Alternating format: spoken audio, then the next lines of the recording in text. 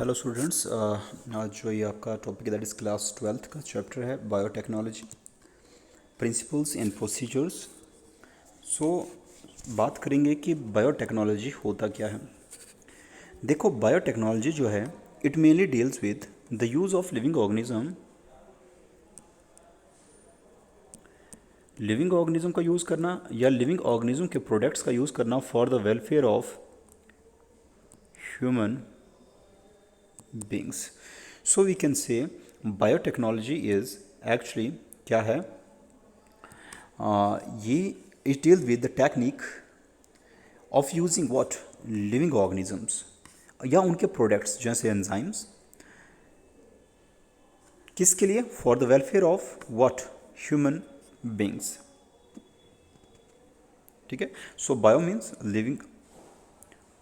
Technology में living organism का जब टेक्नोलॉजी हम यूज़ करें, टेक्नोलॉजी में means for various in order to obtain different types of products or for the welfare of human beings, then इसे हम बोलेंगे we use term that is your biotechnology. According to European federation of biotechnology, इनके according definition क्या है biotechnology की, that is the integration of natural science and organism. मतलब biotechnology हम क्या करते हैं, science, natural science and organisms, living organism को क्या करते हैं, इंटीग्रेट करते हैं किसके लिए, in order to produce what products and services for what, for human beings, for the welfare of human beings. Now biotechnology किससे डील करता है, तो we have these things. Biotechnology deals with, एक आपका था microbe mediated processes. Microbe mediated process में जो हम माइक्रोब्स का यूज़ करते हैं in order to make some products which are consumed by the living organisms, by the human beings. जैसे फॉर एग्जाम्पल, जैसे माइक्रोब्स का हम यूज़ करते हैं for making curds, breads, wine extra. तो एक तो हो गया ये। दूसरा, it also deals with in vitro fertilization, जिसमें हम बात करते हैं टेस्ट ट्यूब बेबीज की, test tube baby programs. Then it also deals with the sensors and use of genes. And जैसे आप देखो अभी कोरोना वायरस, जब हम बात करते हैं कोविड-19 due to virus, corona virus की हम बात करते हैं तो हम बोलते हैं ये जेनेटिक वेरिएशन करता रहता है बार बार, तो जिसकी वजह से ये बहुत अफेक्ट कर रहा है ह्यूमन बीइंग को। तो या हम बात करते हैं कि ये एक इट्स जस्ट लाइक अ बायोवार। बायोवार मतलब इसे प्रिपेयर किया गया है लैब्स में और देन इसे छोड़ा गया है ताकि ये बहुत सारी कंट्रीज़ को अफेक्ट करे। इसी तरह से we have the preparation of DNA vaccines. अभी आप देखो तो इसको कोरोना वायरस को कंट्रोल करने के लिए नंबर ऑफ वैक्सीन जो है प्रिपेयर की जा रही हैं, किसके बेस पर, by reading the genetic sequence of the virus. Virus के जेनेटिक सीक्वेंस को रीड करके ही हम क्या बना रहे हैं, बहुत सारी हम वैक्सीन्स बना रहे हैं ताकि वो ज़्यादा म्यूटेट ना करे, ज़्यादा पैथोजेनिक ना हो। एंड इसी तरह से it is also this biotechnology is also applied for correcting a defective gene. तो it is also use for what, correcting some defective gene. So ये कुछ फील्ड हैं जिसमें हम बायोटेक्नोलॉजी का यूज़ करते हैं। अब जो कोर टेक्निक है मॉडर्न बायोटेक्नोलॉजी में, मतलब मॉडर्न बायोटेक्नोलॉजी की बात करें तो इसमें हम किसका एक यूज़ करते हैं, कौन कौन सी टेक्निक हैं। तो सबसे पहले आपका आता है जेनेटिक इंजीनियरिंग।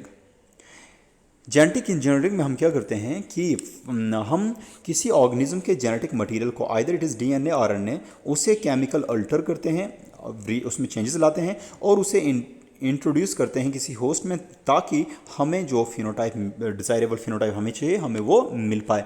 सो जीन्स में, क्योंकि देखो जो भी एक्सप्रेशन है लिविंग ऑर्गेनिज्म की, वो एक्सप्रेशन है जीन्स की वजह से। अगर हम जीन्स में वेरिएशन लाते हैं, उन्हें अल्टर करते हैं सीक्वेंस को, तो ऑफकोर्स जो फिनोटाइप होगा, जो एक्सप्रेशन होगी, उसमें भी वेरिएशन आएगी।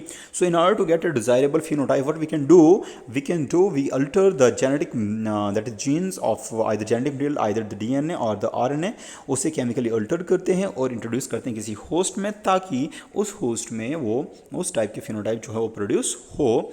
इसी तरह से आपका आता है second is your maintenance of sterile ambiency. तो ये किस लिए ज़रूरी होता है, it is necessary for the production of actually what, antibiotics, vaccine and enzymes. ठीक है ना।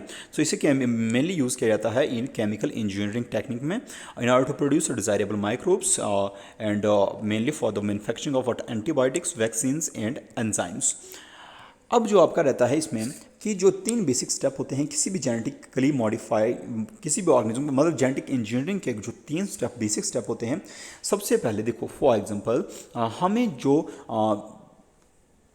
डिज़ायरेबल ट्रेट चाहिए, हमें जो डिज़ायरेबल ट्रेट चाहिए या हमें जो डिज़ायरेबल करेक्टर चाहिए, कोई फिनोटाइप चाहिए, तो हम सबसे पहले क्या करते हैं, आइडेंटिफाई करते हैं of the DNA with desirable gene. तो हमें ये देखना चाहिए पड़ेगा कि एक्चुअली ये ट्रेट जो है किस जीन की वजह से प्रोड्यूस हो रहा है। तो सबसे पहला होता है identification of that desirable gene.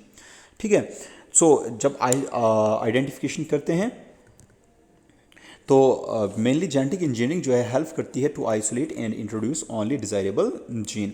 तो हाइब्रिडेशन में क्या होता है कि हाइब्रिडेशन में जब हम करते हैं हाइब्रिडेशन तो उसमें क्या करते हैं, उसमें we have the desirable as well as undesirable gene, वो मिक्सअप हो जाते हैं। But here with the help of genetic engineering we are able to isolate as well as introduce the desirable gene, the gene that we want in order to produce a specific trait। उसके बाद gene तो हमें मिल गया, for example हमें desirable gene तो हमें मिल गया। अब क्या होता है, उस जीन की इंट्रोडक्शन करनी है, उसे इंट्रोड्यूस करना है किसी होस्ट में, ताकि जब होस्ट में इंट्रोड्यूस करें तो होस्ट के अंदर ये जीन एक्सप्रेस करे और स्पेसिफिक फिनोटाइप प्रोड्यूस करे। So introduction of the identified DNA into the host. तो जो a piece of DNA can not multiply, या अपने आप मल्टीप्लाई नहीं करता है, उसे होस्ट की ज़रूरत पड़ती है। सो इसे इंटीग्रेट किया जाता है होस्ट में और होस्ट में जाकर वो क्या है, मल्टीप्लाई करेगा, इनहेरिटेड हो जाएगा और वहाँ पर वो मल्टीप्लाई करेगा। लेकिन मल्टीप्लाई तो करेगा, वहाँ पर अपनी कॉपीज़ प्रोड्यूस करेगा, लेकिन साथ साथ में तीसरा स्टेप होता है मेंटेनेंस। तो जो हमने इंट्रोड्यूस डीएनए, जिस डीएनए को हमने इंट्रोड्यूस किया होस्ट में, तो उसको हमने मेंटेन भी करना है फ्रॉम प्रोजीनी टू प्रोजीनी, ताकि वो डिज़ायरेबल जीन ही रहे, कोई अनडिज़ायरेबल जीन जो है वो एंटर ना हो। तो ये बेसिक 3 स्टेप होते हैं। One is your identification, second one is your that is identification of desirable gene, then is your introduction of identified DNA into the host, and third is your maintenance of introduced DNA into the host। तो यहाँ से थोड़ा सा है आपका, that is ये जो first recombinant DNA was emerged by linking a gene of antibiotic resistance with a native plasmid of what, salmonella typhimurium. And इसी तरह जो Stanley and Cohen and Boyer ने 1972 में आइसोलेट किया था antibiotic resistance gene by cutting out a DNA piece from a plasmid. तो ये थोड़ा सा आपको देखना है कि फर्स्ट टाइम किसने ये रिकम्बिनेंट डीएनए मतलब आइसोलेट किया था जीन्स को, डिज़ायरेबल जीन को, तो कहाँ से वट एवर भी। तो आगे जो हम बात करेंगे तो आपका रहता है रिकम्बिनेंट डीएनए टेक्नोलॉजी। देखो रिकम्बिनेंट डीएनए टेक्नोलॉजी में हम क्या करते हैं, इसमें रिकम्बिनेंट डीएनए टेक्नोलॉजी में हम we take to if we have the 2 species, तो 2 स्पीशीज़ हमारे पास हैं, लेट स्पीशीज़ ए, इन दोनों स्पीशीज़ बी, इन दोनों के 2 डिफरेंट स्पीशीज़ के जो हम जेनेटिक मटेरियल हैं, दैट इज़ डीएनए मॉलिक्यूल हैं, उन्हें हम ज्वाइन करते हैं। ज्वाइन करने के बाद उसे इनकॉर्पोरेट करते हैं किसी होस्ट में, ताकि हमें कोई न्यू जेनेटिक कॉम्बिनेशन मिले।